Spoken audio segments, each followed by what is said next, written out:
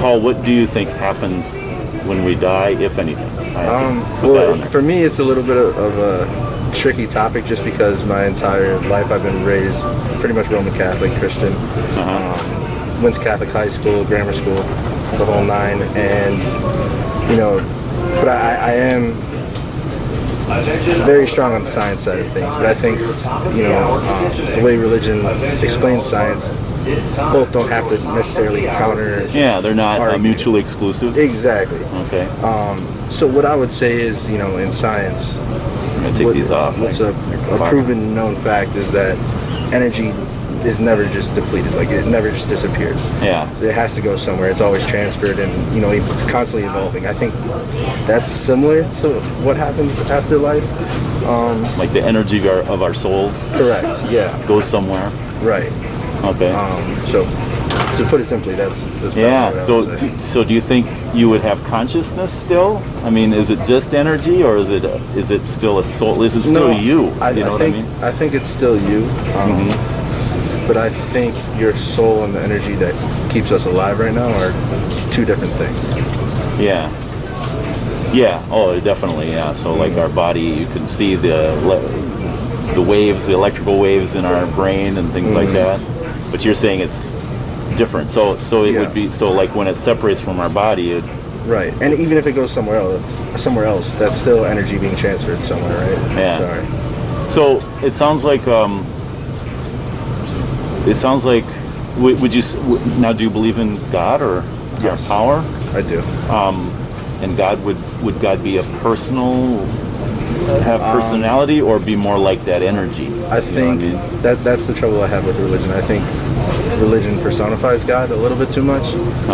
Because if he's all powerful and all knowing, he's definitely nothing like us, right? Yeah. So that's how I put it again, simply. Okay. So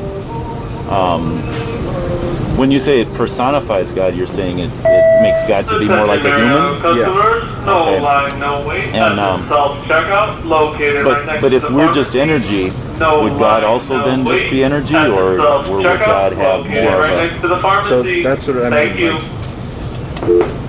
When we die, right, we go into the ground and we become energy or something else. Organisms feed on us. Those organisms feed the soil, which feed plants, and then animals eat those plants, and then other animals eat those animals, right? Yeah.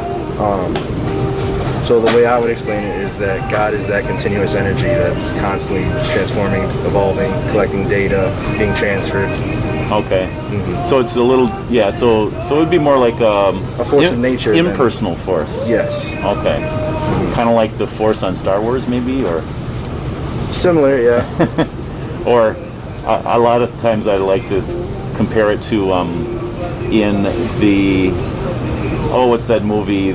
The one where they go to another planet and they're taking over each other's bodies. Avatar.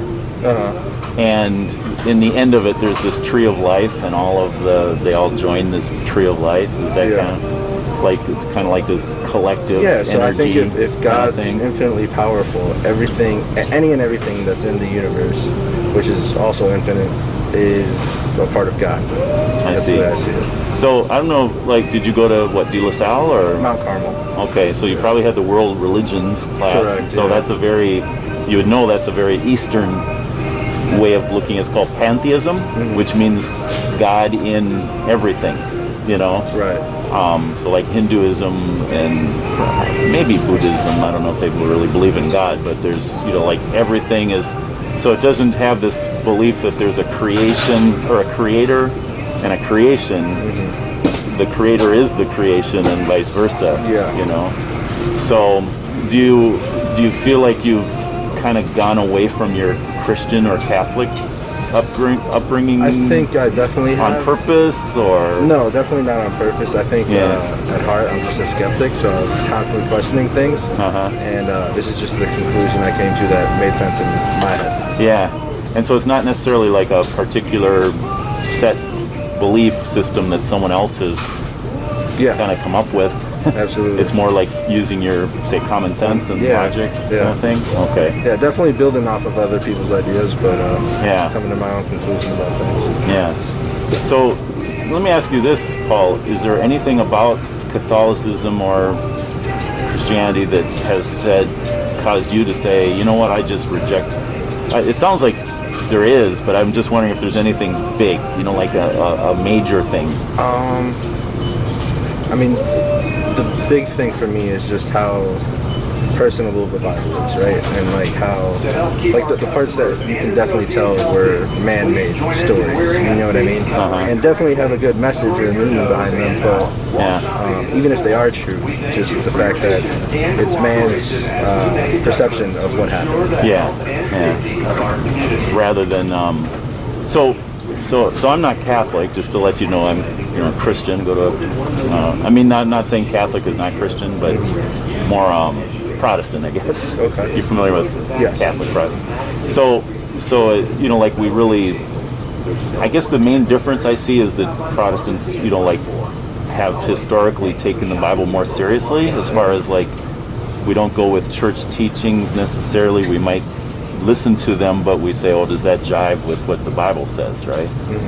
But anyway, we tend to see the Bible as God's revelation of himself to man, rather than like man-made stories that help us understand God, which would be basically man and, not inventing God, but discovering God on our own, And so even like something like the scientific method, we would say, well, that's a great way to see the order in the universe and to kind of predict it and see patterns and, predict and find truth, but we would say, but ultimately, truth is revealed to us, and even the ability